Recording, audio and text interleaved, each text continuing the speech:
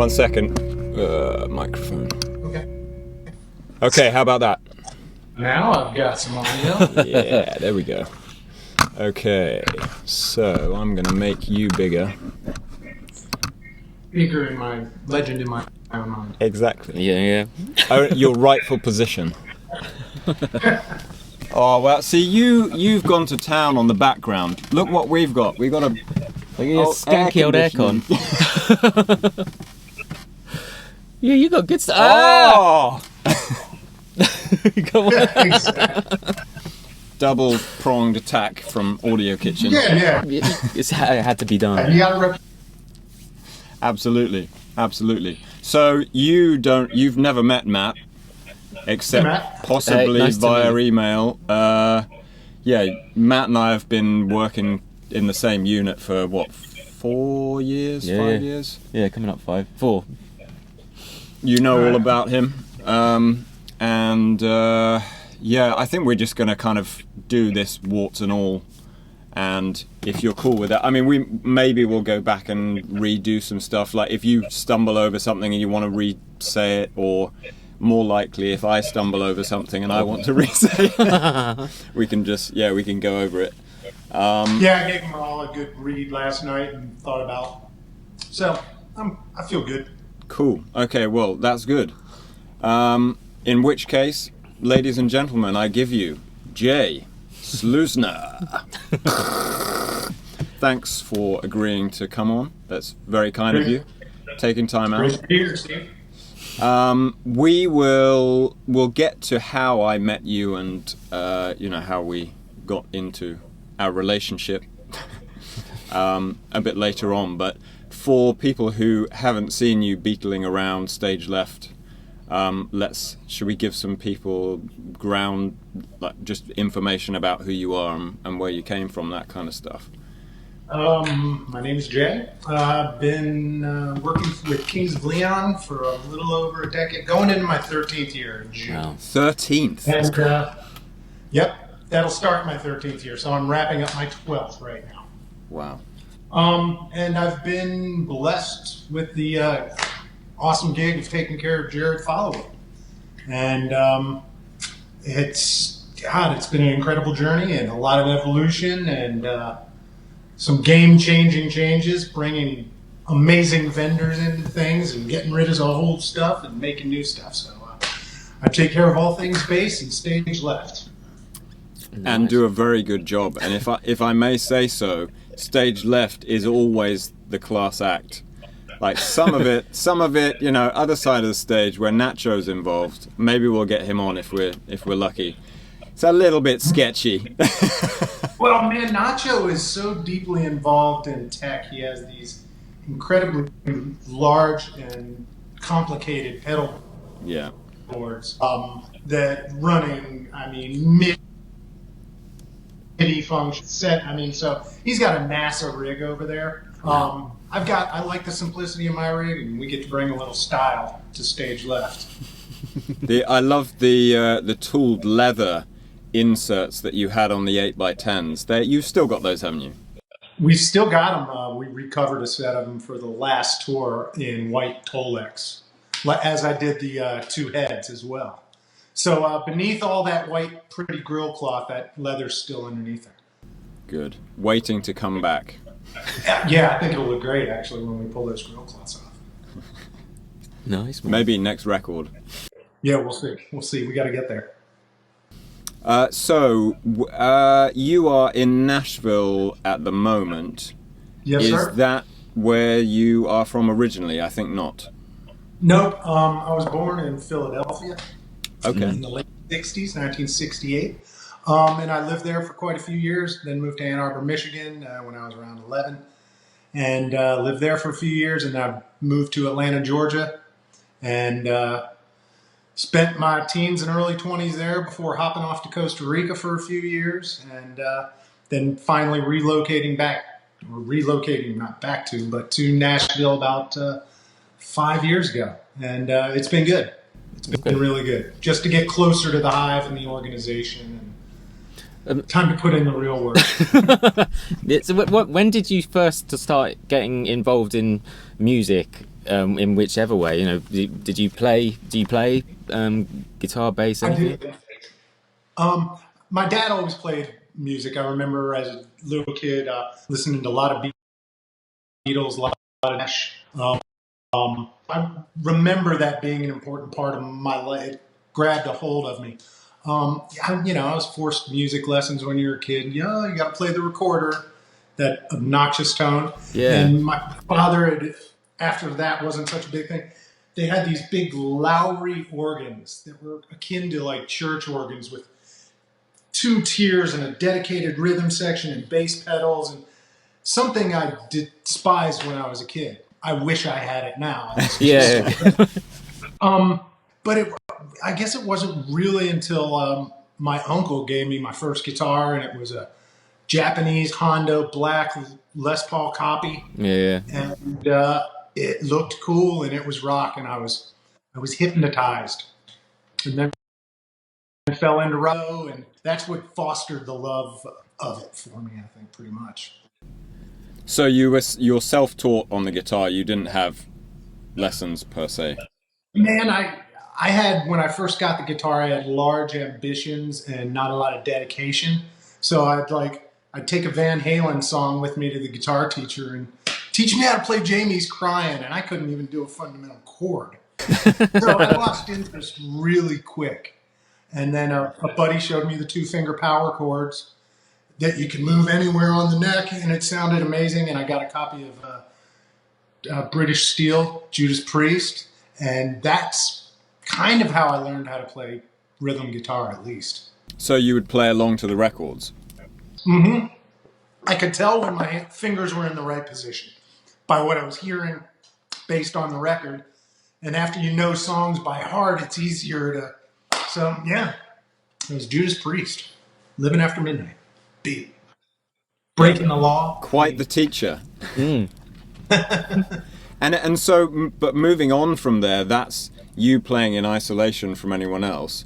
When did you get into? Did you get into playing with bands and stuff when you were in school?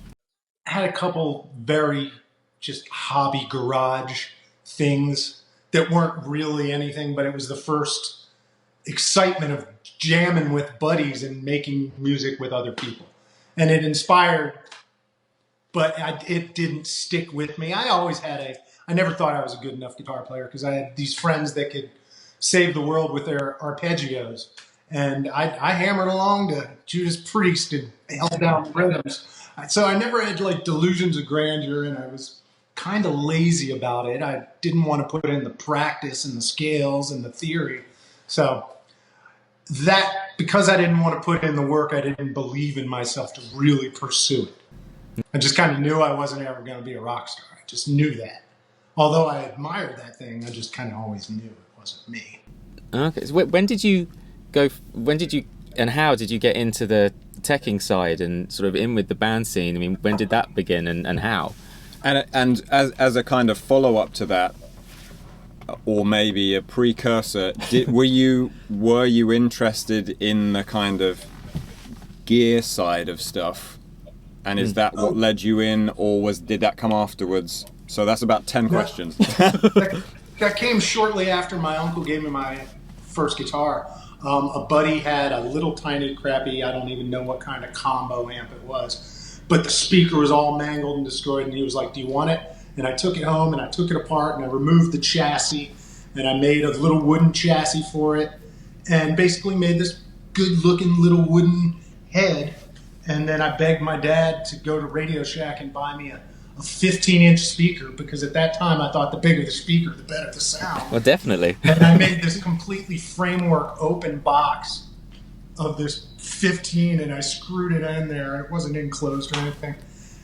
So that was like my first, because I couldn't afford an amp, and I got all that. And so that was the start. And then I was like, well, man, this sounds like shit. There's no tone, there's no gain, there's no nothing. And then I discovered pedals and got my first pedal was an Arion Metal Master. And it just, at that time, it opened up the world to me. So that I fell in love with that little tinkering part of it, I guess, kind of early.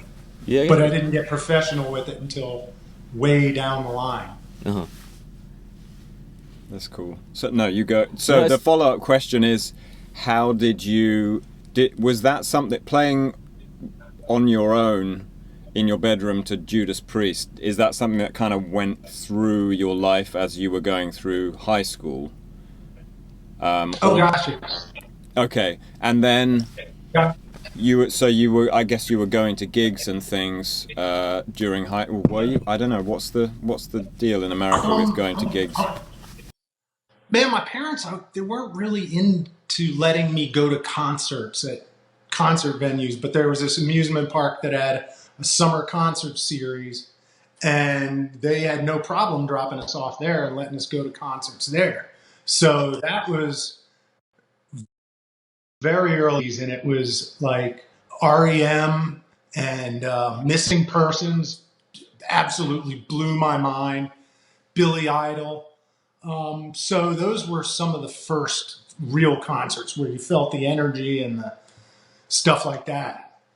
That's yeah. I thought you were going to say. I thought you were going to say there were pickup bands or function bands playing there, and the first one that comes out is REM. Look, what?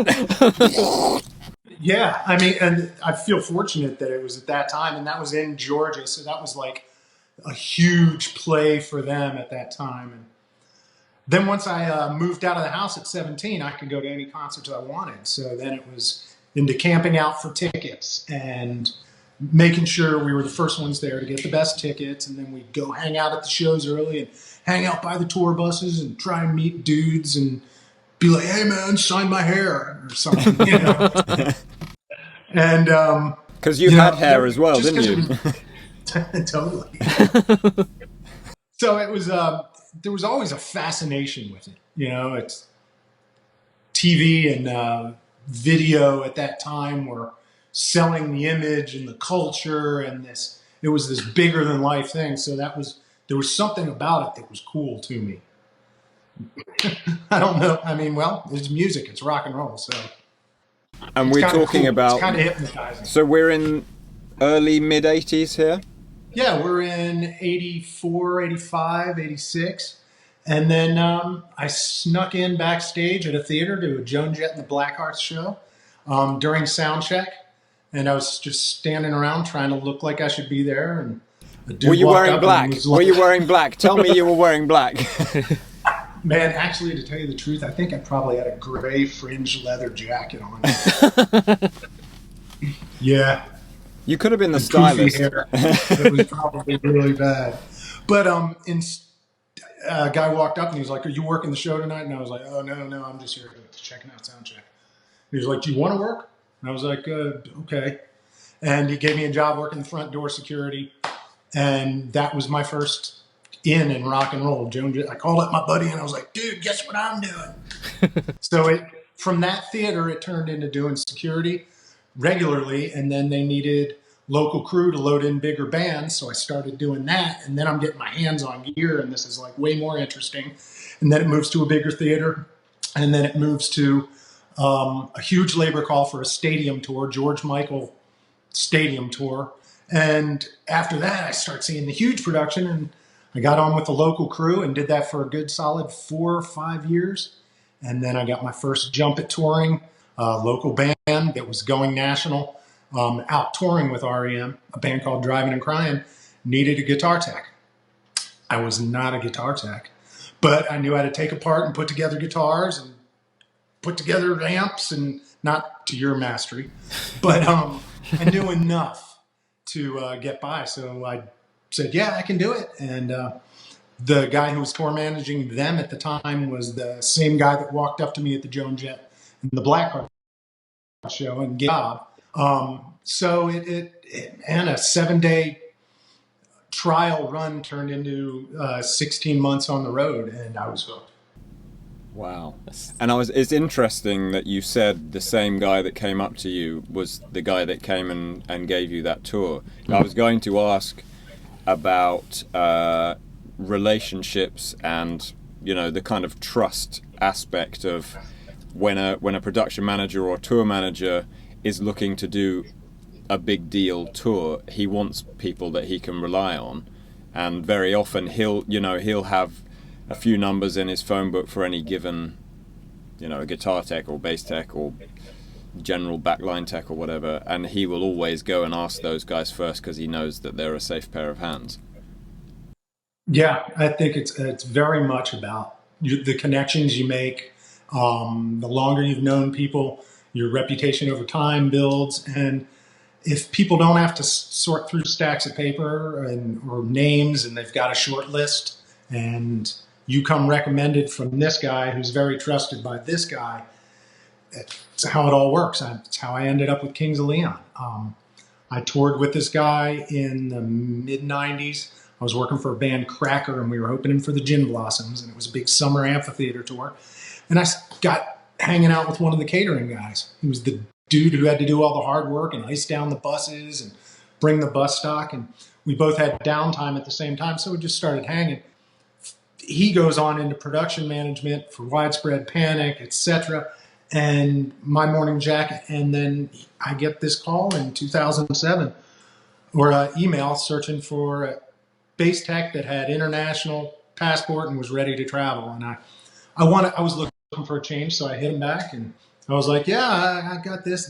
And the guy goes, wait a minute, is this Jay from back in the 90s? And I'm like, wait a minute, is this Trey from back in the 90s? And he was like, oh, dude, you got the job.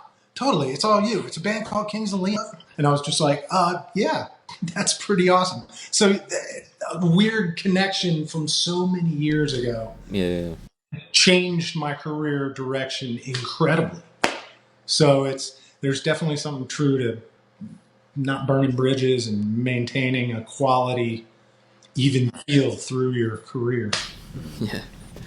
Be the nice guy and do your work. Yeah, for sure. So on each gig, you were guitar tech to begin with, and then now obviously you're a bass tech. How much say and input do you have when it comes to saying what pieces of gear are in the rig? Is that something that you've ever been asked just to come in and spec the rig and get it done? How much involvement is there with the player that you're supporting? Most players that I've worked with previous to this gig have had their rigs and gear all well defined by themselves. So it's maintaining.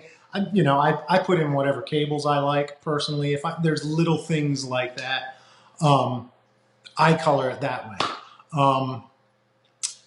With working with Jared, I've had the opportunity to introduce these guys as a young band. Jared was like 20, I think, when I started working for him, 19 or 20. It's ridiculous. And I was 39 at that point. So it was, they only knew what they were introduced to.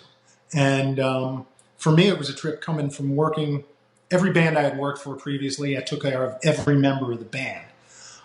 Just coming down and focusing on a bass player, I was just like, I've got 2 basses and 4 strings on each. I mean, what am I going to fill my hours with? So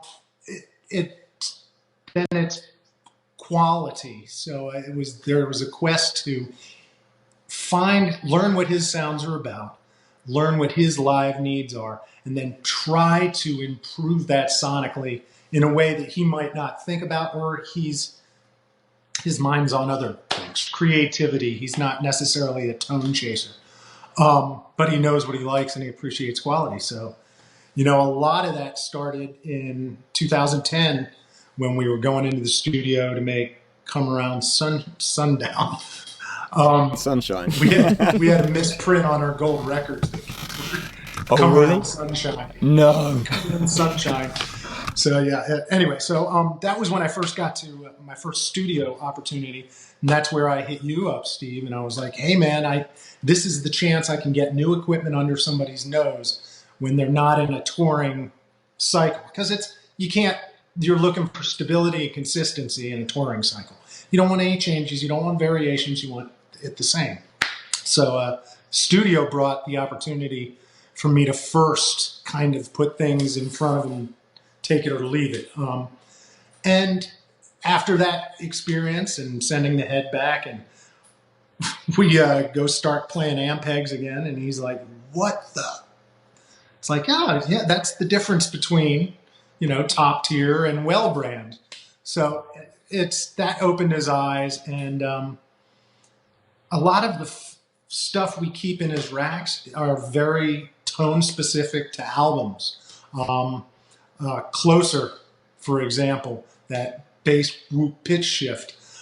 We've tried lots of different effector pedals, etc., but none of them have that exact same sweep as the weird Boss ME50 multi-effects processor, the old blue ones. So I've got like 15 of those, just in case. So I end up speccing stuff like that. So there's also some. He's got quite a few. He's got a couple of Boss tremolos, Boss delays, and that. But there's things like some reverbs I've upgraded and been able to change as opposed to a Boss. Everything was Boss in the beginning. So. Well, they're everywhere, Yeah. and they're pretty good. They are. They set a standard. So it's like there's something very iconic about their sounds. What kind of problems do you come across in like shows and things? I mean, how is it typically just maintaining the instruments and stuff, or are there any sort of big things that do come up? There's always going to be some variation. You hope for consistency, but you got to be ready for flexibility. A lot of times gear can travel rough. We do a lot of international dates. Like this year, all of our dates, our gear will be flying. It's first one to Houston, then to Mexico City, then we come back to Florida, and then we're in Brazil, and then we'll be in Spain, and then we'll do Germany. So a lot of freight and shipping happens, and not all freight companies are tender with your gear. So you'll open up racks and shelves will have been bent from, you can tell the rack took a fall. So then you've got X amount of connections inside there. So signal path can get interrupted. So it's about constantly massaging it, and you go through it every day. You plug and unplug it, and generally issues tend to be power on the provider's end or cabling on my end. But those are the main things. Guys don't beat stuff up, really. Challenges in touring outdoors, we've had some incredible downpours. That's just no fun, and just big vulnerable pedal boards, etc., sitting out on the edge of the stage those are the days you get puckering. It's And have you had any gigs where those downpours or whatever inclement weather has taken its toll on a pedal board or an instrument or a player even? Oh God, yeah. There was a Firefly festival a couple of years ago, and we were ordered off the stage, and we didn't get time to have everything adequately covered. Meanwhile, we're huddled in dressing room trailers for a half hour, and all there is wind. There's no rain. There's no nothing. Adequate time to take care of everything and address it. They wouldn't let us back on the stage. It pissed for 2 hours. I got back out to the stage, and I tilted the heads, and watched water run out of them. Oof. Needless to say, we didn't do the show, and everything completely drenched. So we packed it all up, soaking wet, because we had no other choice. And the next day in Milwaukee, we rented a warehouse and a dozen squirrel fans. And we opened up every chassis and poured water out of things and hair dryers and a lot of drying time before we fired anything up, and we didn't lose anything. Oh, wow. But Well done. as a result of that was when I had some. Did I have you send the other two heads to me overnight? I had the other two heads, which were in the UK, overnighted. As Right. a result of that. No, I didn't. Did I can't remember. I remember talking about this. Wow, my memory is terrible. Yeah, I think yeah. And that couldn't have been cheap. No. Yeah, I'm not sure. Yeah, anyway, so yeah, the rain can cause problems. And it's funny, I remember having some interesting words with my production manager about, it's amazing the sound and lighting company had ample time to cover their consoles, yet all of our stuff was left out in the rain, and somebody's going to have to be paying some stuff for that. And yeah, the overnight bill for 2 of those heads from London was pricey. And then the rentals, and then it can throw a wrench in the works. It's no fun. And have you ever had a real nightmare gig where everything just starts to domino? One thing goes down, and then you patch that, and then something else goes down. That's the fear. That's the suck. That's what makes you take deep breaths and make yourself say out loud, calm down when you're tracing a problem. Because it's very easy to cause dominoes to fall. If you misjudge something, if you're not very thorough, panic can cause more problems when it could be something very simple. So yeah, definitely. There's no matter when any little thing goes wrong on stage, time slows down, and it feels like it's 10 seconds without sound is a minute and a half to me. So I had some problems at the beginning of the last tour with some looms and MIDI connections resetting and freezing the board, and having to run out and quick unplug it and power everything up in between notes a couple of times. Minor stuff like that. We have a lot of time to make sure our rigs are bulletproof.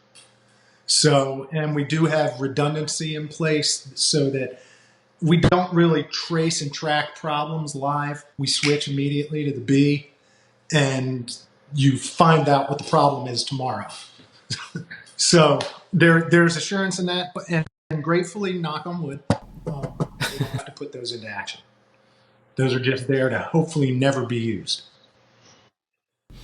But I guess that was not always the case when you were kind of working your way up through bands from, very local bands up through national bands and then international bands. You don't have the luxury of having redundant spares of everything. And when something goes down, you just got to do something. Oh, man, temper tantrums. I've had musicians and temper tantrums and throwing equipment and smashing equipment. And there's only, I know what I'm capable of doing, what I'm capable of addressing, what I'm capable of fixing. And it takes a while to get secure enough that you feel okay when they're throwing a temper tantrum and breaking things. Oh, that's not going to really help anything, but okay, I'm glad you feel better. So yeah, there was definitely that probably in the early days. Mm. Yeah, there's some silly episodes and funny episodes. One guy used to love throwing his guitars, which was cool. Butch Walker, they were wireless. He'd throw them. Well, my other buddy had a really long lead on his and threw that T-bird from across the stage, and it went in this beautiful arc. And then the cord caught, and then went blam, still plugged in, and like 5 feet short of my hands going on.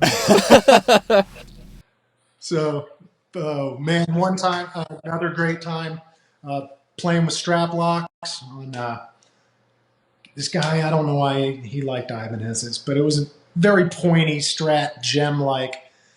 We put them on, and I decided to do a little Steve Vai, spin the guitar around the neck, and did the swing, and ripped out of the top horn of the guitar, bounced off the stage, and flew 5 rows out into the audience. Nobody was there, thank God, but lessons learned. Never did that again, ever. That's YouTube fodder right there. Oh yeah, good stupid stuff. So on a regular day, what would, firstly, do your regular gig is Kings of Leon. Do you have different day run up to gigs depending on whether they're, in a club or in a stadium or a festival or corporate gig or whatever? How do those vary? Well, when you're on tour and you're doing an arena thing or an amphitheater thing, you've got consistency, roughly the same dimensions every day, the same crew, the same procedures, the same. You get a real good rhythm. So there's not a lot of challenges and stuff. Festivals, that's where you're tested. We try to be real ready. We are festival ready all the time. So well loomed, plug and play. But sometimes it's arriving the night after the headliner is finished and you're loading in at 2 in the morning. Other times it's showing up at 6 in the morning. We've got guys that'll come in after the headliner and stay and do programming, etc. And then we show up to put up the back line and then sound check, and then you go away for 12 hours. Those are more challenging. TV is always challenging. It takes way too long, and there's so many people. It's like, how are all these people getting paid? If you put 5 rock and roll people in here, we'd be done already. But at the same time, there's not as, I don't feel the pressure on television performances or even so much award shows because it's one song. I can usually simplify the pedal board to a very one song specific rig, so there's no frills and anything else involved other than what I really need. And it's like, boom, it's done in 3 minutes. So sometimes those are nicer and easier in a way, but they're still, because it's, Murphy's Law lurking around every corner, you don't want to be the rig that stops it and they go, okay, we're going to refilm that, stop cameras, and or even worse, live. Oh God! If it's live TV and something goes down. Yeah, that's another pucker factor, because the guys are already in their zone, and they don't need distractions pulling them out of their zone. And oh yeah, it's those are the pressure gigs. You definitely feel it. How do you? So emotionally, how do you feel through the shows and also through tour generally?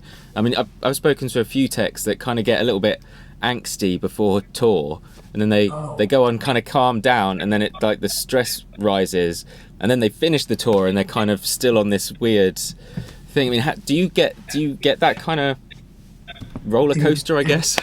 Huge. It's huge, and the longer you do it, the more, I guess, it compounded it becomes. There's the initial buildup and anxiety, the creation of the new looks for the tour, and then all of a sudden the band walks in, and it's like, okay, 2 shows, boom, we're into it.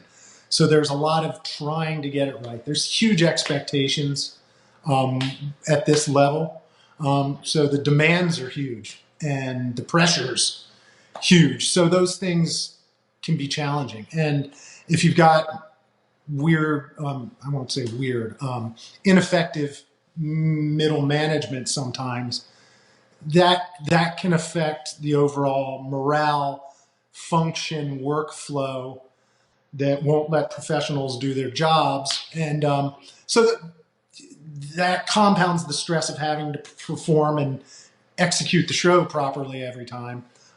They can also bring bad logistics into it, that things can be done smart, things can be done cost effective, and things can be done cheap. And you can usually only combine 2 of those at once. So it's great when you finally plateau in a rhythm and it's like, okay, man, we're rolling, we got momentum, the machine's running itself, it's kind of effortless at this point. And those are great moments. But naturally, the ups and downs and moods can change, like when you do global travel in multiple time zones, and that's where it gets really challenging. It's you're short on sleep, or just sleep during the wrong hours. You generally, when you're doing fly dates, you end up having to wake up incredibly early after going to bed incredibly late, fly, so you're not always well rested. We've gone, our fastest loop around the planet was in like 14 days. And it started from Atlanta to South Africa to Sydney to Perth, back to Sydney to LA. And when you do that many time zones around, you're out of touch with everybody. It's at home, and it's so you've got regular stressors and then the time stressors and food stressors, and it's really easy to become discombobulated and kind of withdraw. Everybody just goes straight to their hotel rooms and closes the curtains and curls up and tries to go to sleep. It must be quite especially if you're traveling so much, that sort of pull from your friends and family at home to then you on the road. I mean, how do you find that? I mean, I'm supposed you've been doing it for quite a while now, so it's kind of maybe it's a bit of a rhythm, or is it still tricky? Yeah. It's I had a lot more downtime before I started with this band, so I had a lot more home relations, like friends that I hung out with.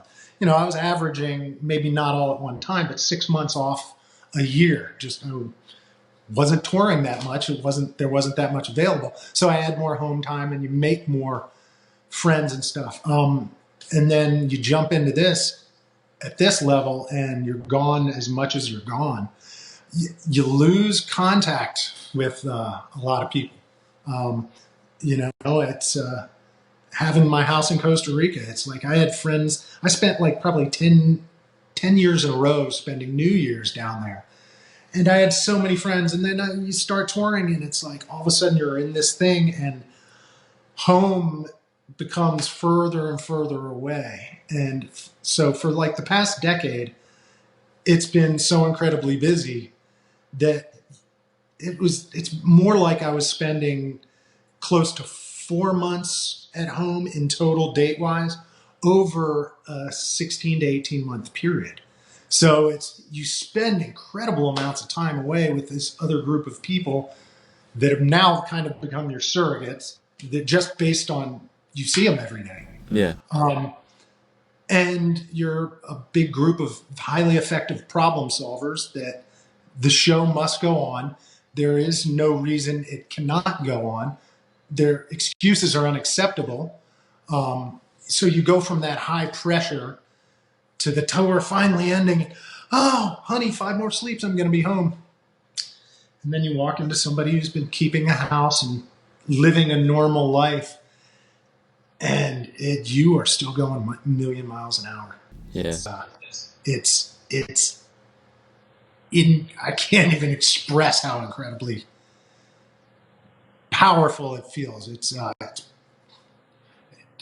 depression. It's a feeling of, uselessness, hopelessness, no purpose, nothing to engage you, nothing to kind of really, I don't want to touch my guitar. I've been away tuning guitars for months. I don't know. I'm not in. So a little loathsome, because your time is on tour is very much scheduled out for you every day. Even if it's an incredibly boring routine, your day is filled with this routine. And then when you get home and there is no routine, it's like, what do I do? Okay, I mowed the lawn. That took 10 minutes. So it's especially over the past couple of years, I've been home and off the road more in the past 2 years than I had in the previous 15, say. Wow. So they talk about people who go up in space and they come back after a year or so. It really feels that. You see people you haven't seen in a long time, and they've aged. And you come home and your parents are older, and you come home and your niece and nephews are taller, and they're driving cars now, and he's got a girlfriend. So there's when you finally come home and you get to re-engage with people, it's really bizarre. It feels out of place. it's a really bizarre struggle, and the more I'm trying to encapsulate it, it's really hard to put your finger on. Tour is kind of, it has to be, what's the word? You become slightly infantilized because you said, you have your day mapped out for you. You have your meals provided for you. You don't even have to do the dishes. You have transport sorted out for you. You probably have to do your laundry, but that's about the largest kind of normal human being responsibility that you have to deal with. And then you get home and you're like, oh man, I'm hungry. I'm going to go to catering. Oh no, there is no catering. It sounds like the army. Yeah. So do you feel kind of institutionalized a little bit? Do you think that's some of the difficulty of coming off the road? For sure. There's as on the road you go from amounts of incredible adrenaline show and leading up to the show to hours of idle time waiting for that. So it's peaks and valleys. You're not running flat line. I mean, you're like, bam, incredible spikes. So that messes with you and builds up on a daily basis. And then to come home to a flat, more very calm, not intense existence at home, it's interesting. It's interesting learning how to communicate with aren't touring people.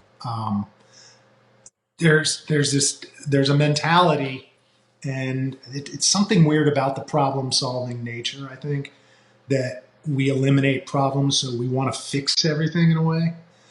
Not everybody wants to have their things fixed for them. So, I definitely, I guess when you're a hammer, everything looks like a nail. So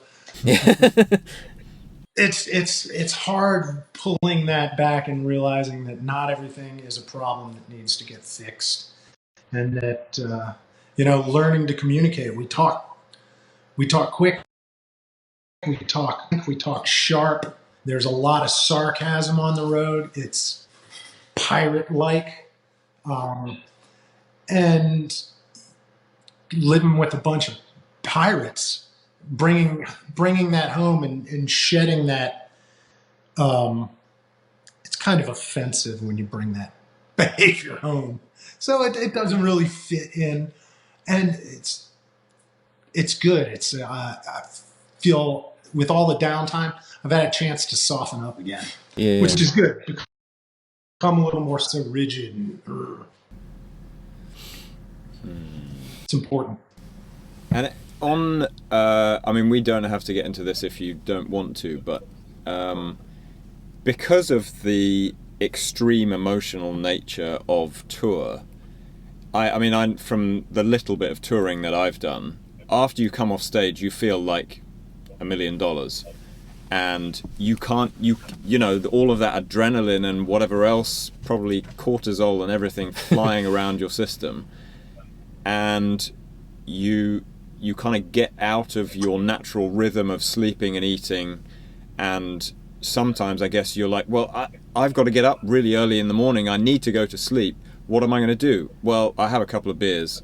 And then, a couple of beers turns into, well, I have 4 beers. Or, and it's, what are you going to, you've got to get the job done. You need to go to sleep. Have you ever kind of experienced any of that, or you've managed to stay away from that? Guaranteed. Absolutely experienced that. It's one of the pitfalls of this industry. I've lost, touring professionals to it, and we've all lost artists to it. It's there. It's this business will give you everything you need to kill yourself, and painlessly kill yourself. So it's a dance that you'll see everybody on any given tour or leg of tour. You'll see the effects of that. Some people maintain it really professionally. Some people show up to work hungover. Some people miss their lobby calls and get oil spotted. Some people get sent home from tours.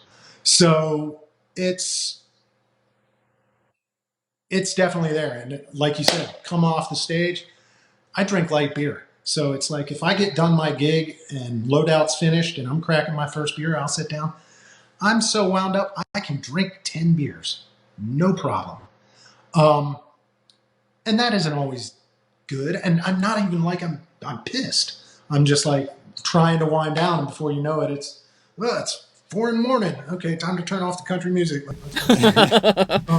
We do have to load in at noon tomorrow, so you strike a balance, or you don't last long.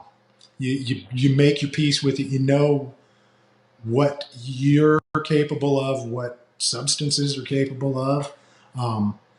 Yeah, man, there's times people are trying to get up, and there's times people are trying to calm down, and a lot of you see irresponsible use. I've used irresponsibly. I've gone to work hungover. I've had to travel hungover. So I think if you definitely have to make peace with it, man. You got to make peace with it, because you won't be able to sustain it for a very long period of time.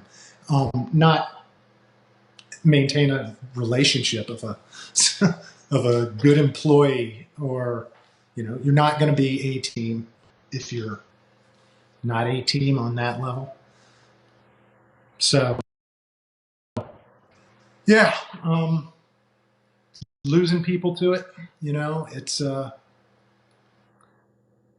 that's another thing, man. It's sometimes, it's maybe easy enough to hold it together while you're on tour, because you've got that rigid structure, and you're kind of forced to have off periods. And a lot of people come home, man, and it's just full on.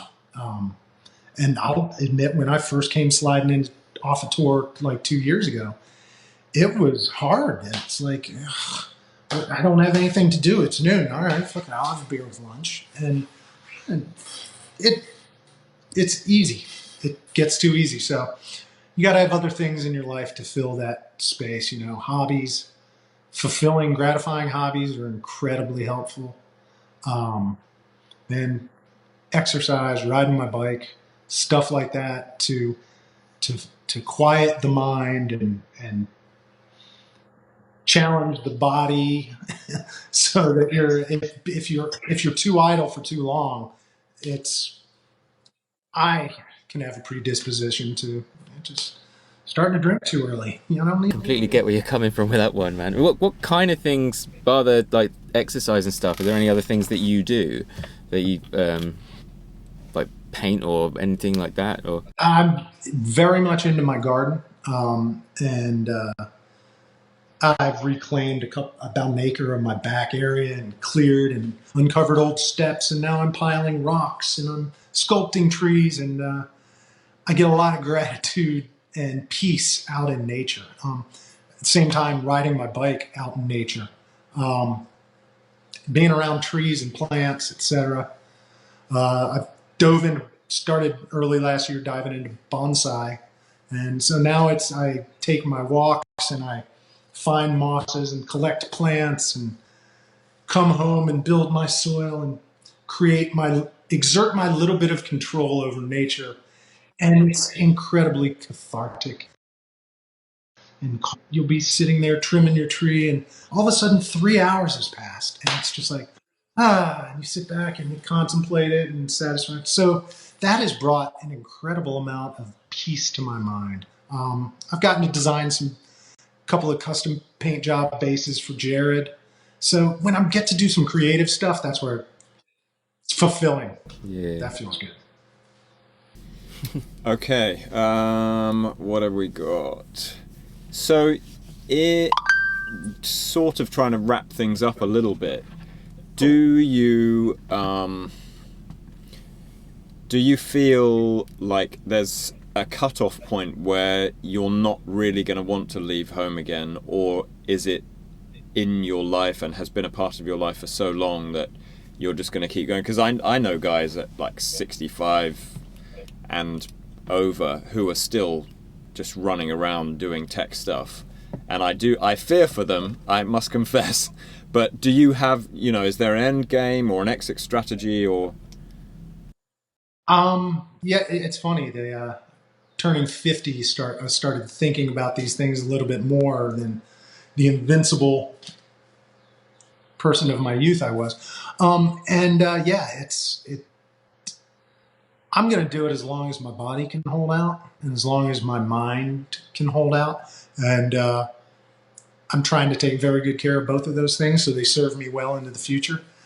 I would love to be, if I could be off the road in 10 years, if I could be done before I'm 65 so that I'm not completely broken and can enjoy those later years.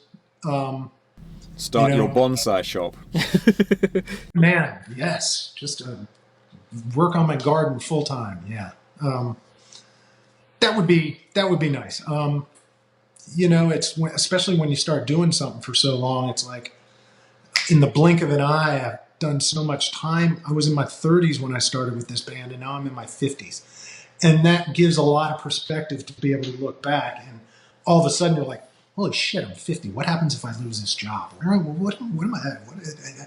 So you start thinking about those things, and you start thinking about your future a little bit more. So, it's taking care of my present to make sure I'm not making any mistakes here, but always with a vision on the long game and safe, comfortable exit strategy. And it's undefined now. It's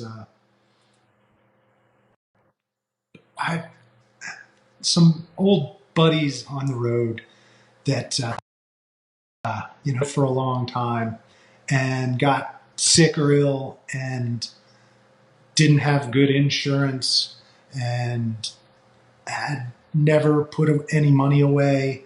And I mean, these are like from musicians to great guitar techs it always blew me away because there's a potential to make good money in this industry.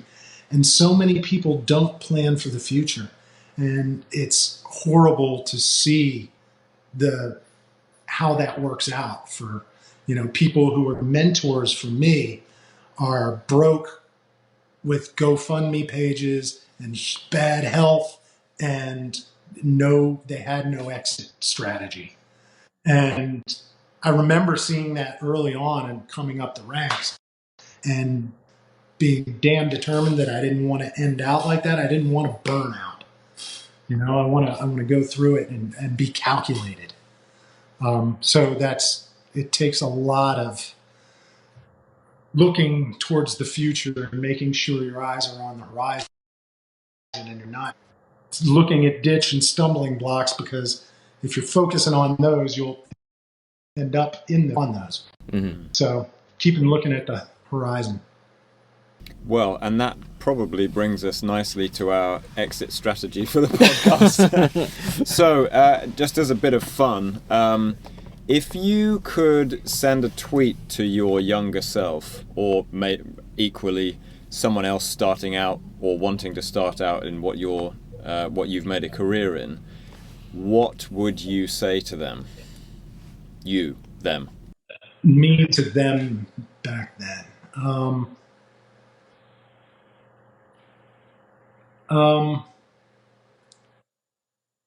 Keep going, man. Trust your vision. Don't ever stop. Keep that vision. Hold the dream. Believe the dream. Make the dream happen, because it's going. Good words, man.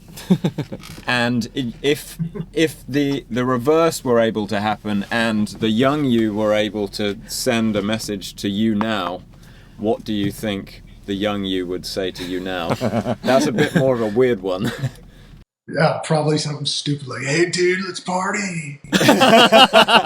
Honestly, it'd probably be something like that. Rock and roll, bro. With all the hair.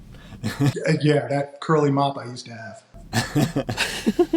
Well, thank you so much for doing this and taking time, and thank you for being a friend for so long and using the gear and being open to trying new stuff. Oh God, yeah. Thank you guys. Yeah, and Steve, we gotta talk further about how we're gonna get you in Nashville. Indeed, yeah. Don't tell my wife though. They just trebuchet you over there. You just fly over, bring the amps, stay for a week, and go home, and we'll get you set up in a nice retail space. I'd love to do that. That would be cool. One day. Matt, great to meet you. Yeah, you too, man. Thank you so much for doing I this. appreciate the opportunity, you guys. Oh, It's been an absolute pleasure. whenever you like, you're welcome back. Cheers, man. Thank you Cheers, very dude. much, guys. Take care. Have a great day.